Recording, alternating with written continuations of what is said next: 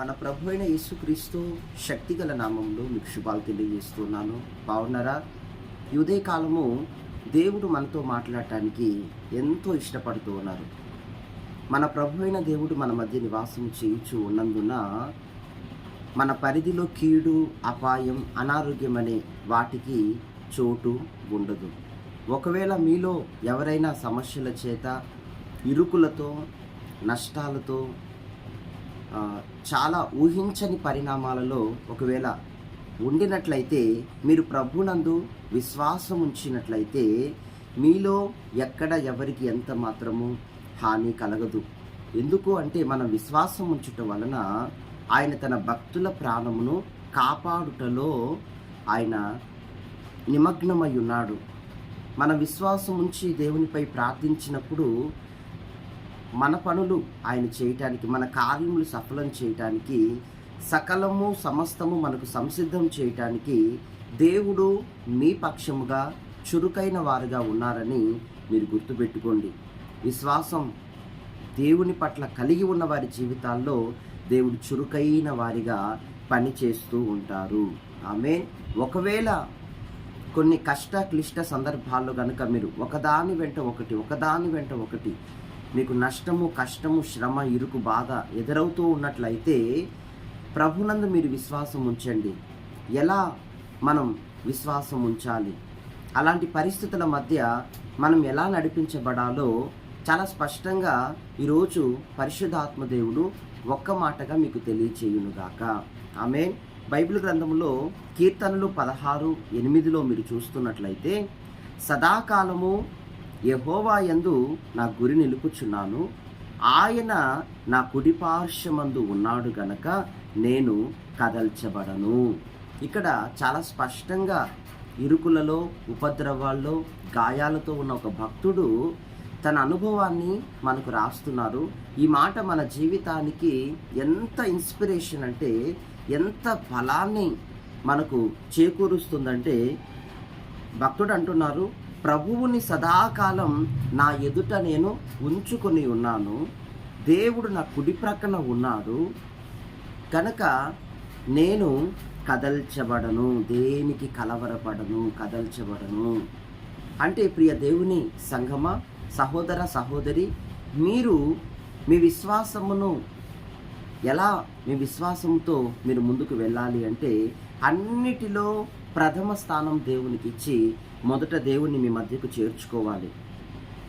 దేవుడు దూరముగా ఉన్నప్పుడు ఒక కీడు వెంట మరొక కీడు. యోబుకు దేవుడు దూరం అయ్యాక, యోబు చుట్టూ కంచె తొలగించబడ్డాక, దుష్ట కార్యం వలన, దుష్ట పన్నాగం వలన, అప్పుడు కదా యోబుకు అనారోగ్యం, అప్పుడు కదా కుటుంబంలో అలజడులు, మరణ వార్తలు, ఆస్తి నష్టం, పనివాళ్ళు నష్టం కదా. దేవుడు మనకు సమీపంగా ఉన్నప్పుడు సమస్తము మనకు అనుగ్రహించే దేవుడు. అందుకే మొదట అన్నిటిలో ప్రథమ స్థానము దేవునికి ఇచ్చి ఆయనను మనము చేర్చుకున్నప్పుడు నిందలలో, శ్రమలలో, అవమానాలలో, అవి ఎటువంటి పరిస్థితులైనా వాటన్నిటినీ దేవుడు అంటారు, నేను దాటిస్తాను. విశ్వాసము చేత మీరు విశ్వాసం కలిగి ఉంటే మిమ్మల్ని ఉపద్రవాలను దాటిస్తాను, మిమ్ములను లోకాన్ని జయించే వారినిగా మారుస్తాను. అన్నిటినీ అధిగమించే కృప, ఎన్నైనా రాని అధిగమించే కృప, ఆ కృపా బలాన్ని నేను మీకు ఇస్తాను అంటూ ఆయన మనతో ఉదయకాలం మాట్లాడుతున్నారు. దేవుని బిడ్డ, దేనికి భయపడొద్దు, విశ్వాసము మాత్రం దేవుని పట్ల కలిగి ఉండు. దేవుడు అంటున్నాడు, విశ్వాసం అనేది ఊరికే ఉండదు. నా సేవకులు, నన్ను సేవించేవారు, భక్తులు దివారాత్రములు వారు నాకు మొరపెడుతున్నారు, నేను ఎలా మౌనంగా ఉంటానంటాడు ఆయన. ఒక పేద వ్యక్తి అన్యాయస్తుడైన న్యాయాధిపతి దగ్గరికి వచ్చి, నాకు న్యాయము చెయ్యి. అతను మనుషులకు భయపడ్డు, దేవునికి భయపడ్డు. అటువంటి ఒక దగ్గరికి వచ్చి నాకు న్యాయము చెయ్యి. ఆమె మాటి మాటికి ఆమె అలా గోజాడకుండున్నట్లు ఏంటండి, ఉదయం అయ్యేసరికి ఆ న్యాయాధిపతి యొక్క గుమ్మం దగ్గరికి వచ్చేస్తున్నాం రోజు. అలాగే అతను అనుకున్నాడు, ఈమె పీడ వదిలించుకోవాలి, ఈమెకి తప్పకుండా నేను న్యాయం చేస్తాను అని బయటకు చెప్పలేదు, కానీ మనస్సులో తాను నిశ్చయించుకొని ఆమెకు న్యాయము చేశాడట. దేవుడు అంటాడు, నేను మీకు న్యాయము చేయనా, నేను మీకు ఇయ్యనా, మీరు దేని కొరకు మొరపెడుతున్నారో అది నేను మీకు అనుగ్రహించలేనా, నా శక్తి నా బలము చాలదా, నేను మీకు ఇస్తాను. ఆమేన్. నేను మీకు ఇస్తాను, మీకు న్యాయం చేస్తాను, మీ పట్ల నేను కార్యాన్ని చేస్తాను. విశ్వాసముతో మీరుండండి, విశ్వాసముతో దేవుణ్ణి చేర్చుకోండి. దేవుడు అంటాడు, రాత్రైనా పగలైనా నా బిడ్డలు మౌనంగా ఉండరు, నన్ను స్తుతిస్తారు, నన్ను గూర్చి మొరపెడతారు, నేను వారికి సమీపంగా ఉండి కార్యం చేస్తానంటాడు. దేవుడు సంసిద్ధంగా ఉన్నాడు. మనమే ఖాళీగా ఉంటున్నాం, మనమే విశ్వాసాన్ని కలిగి ఉండట్లేదు. విశ్వాసమే క్రైస్తవ జీవితానికి మొదట పెట్టుబడి.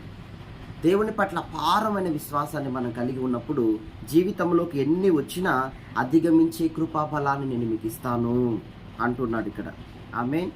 చూడండి, విశ్వాసం గల జీవితం ఎట్లుంటుంది, విశ్వాసం లేని జీవితం ఎట్లుంటుందో చిన్న ఉదాహరణ.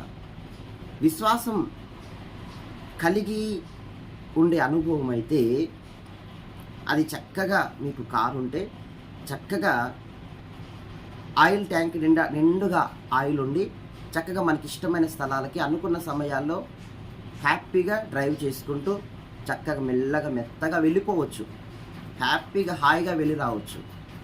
అదే విశ్వాసం గల జీవితం.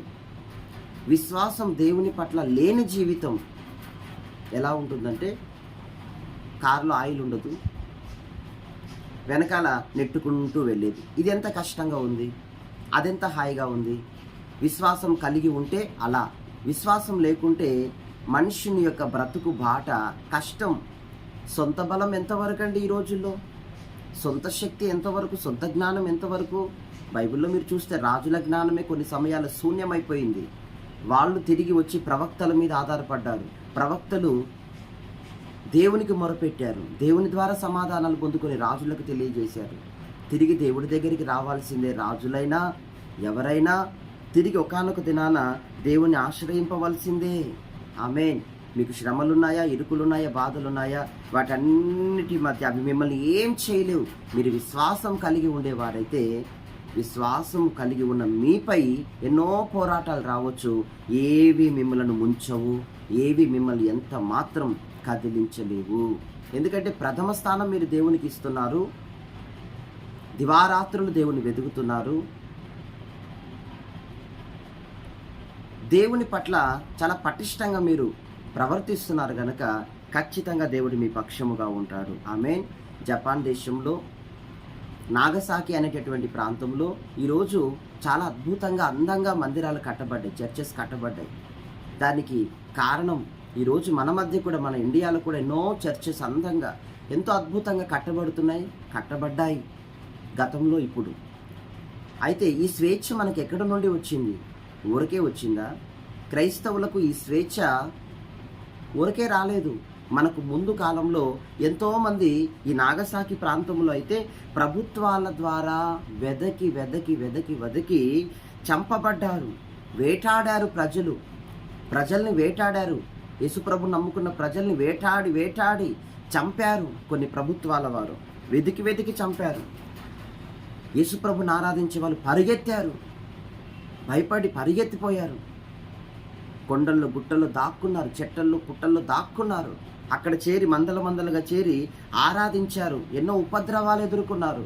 ఎంతోమంది హతసాక్షులయ్యారు, రక్తాన్ని క్రీస్తు కొరకు చిందించారు. అన్నీ అయ్యాక ఈరోజు మనకు స్వతంత్రత, క్రిస్టియానిటీలో మనకు స్వేచ్ఛ ఉంది. ఆరాధించడానికి మనకు స్వేచ్ఛ కలిగింది. అయితే నువ్వు లెక్కలేని తనంగా ఉన్నావు. ఆరాధన అంటే నువ్వు లెక్కలేని విధంగా ఉన్నావేమో. దేవుని నిర్లక్ష్యం చేయదు దేవుని బిడ్డ. మన భారతదేశంలో మీకు తెలుసు, తెలియక ఎంతమంది తోమాలు చంపబడుతున్నారో, రక్తసిక్తం అయిపోతున్నారో. ఆమేన్. దేవుని కొరకు మీకున్న స్వేచ్ఛను మీరు ఏమాత్రం మిస్ చేసుకోకుండా అది ప్రయోజనకరంగా మీరు వాడుకున్నట్టయితే మీరు అనేకులకు ఆశీర్వాదకరంగా మార్చబడతారు. మీకు ఎన్ని బాధలు వచ్చినా పితరులను జ్ఞాపకం చేసుకోండి. మన పితరులు శ్రమల్లో నడిచారు, ఇరుకుల్లో నడిచారు. షడ్రక్ మేషక్ అబేద్నెగో అని వారు అగ్నిలోకి దూకారు, అగ్నిలోకి ఇసిరివేశారు రాజులు. దేవుడు విడిపించలేదా? దేవుడు రక్షించలేదా?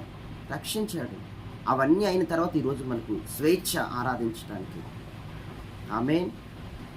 కనుక విశ్వాసము మనం కలిగి ఉన్నప్పుడు ఏది ఎంత మాత్రం హాని చేయదు. ప్రభువు నందు విశ్వాసం ఉంచండి.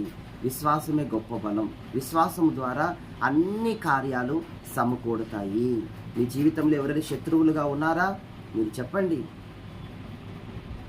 మోషే దేవుడు పంపాక ఫరో ఎదుటకు పంపి ప్రజల్ని పంపించమని అడిగితే, ప్రజల్ని నిన్ను పంపను, వాళ్ళు వెట్టి చాకిరీ చేయాలా, వాళ్ళు సోమరులు అయిపోతారు, అక్కడికి వెళ్తే ఆరాధించడానికి నేనెందుకు, ఉత్సవాలకు పంపను నేను, ప్రార్థనకు పంపను నేను అన్నాడు ఫరో. అప్పుడు మోషే అనుకొని ఉండొచ్చు, నువ్వు ఏ రోజైనా సముద్రములో ముంచబడి సస్తావు అని. ఆమె అది ఆ రోజే చూడగలిగాడు విశ్వాసంతో. అనుకున్నట్టుగానే ఏం జరిగింది? కొన్ని దినాల తర్వాత ఏం జరిగింది? దేవుడు విడిపించాడు. ఫరోని, తన యొక్క రథములను, తన యొక్క అశ్వములను, తన యొక్క వ్యక్తులను అందరినీ కూడా జల సమాధి చేయలేదా? నీ శత్రువు విషయంలో కలవరపడొద్దు. నీకు మాటికి వ్యతిరేకంగా వచ్చే వాళ్ళ విషయంలో కలవరపడొద్దు. ప్రభువుకి ప్రార్థన చేయి. ఆమె శత్రువును సముద్రంలో ముంచినట్లుగా నీ శత్రువు నీ కంట కనబడకుండా, అడ్రస్ లేకుండా దేవుడు చేయగలడు.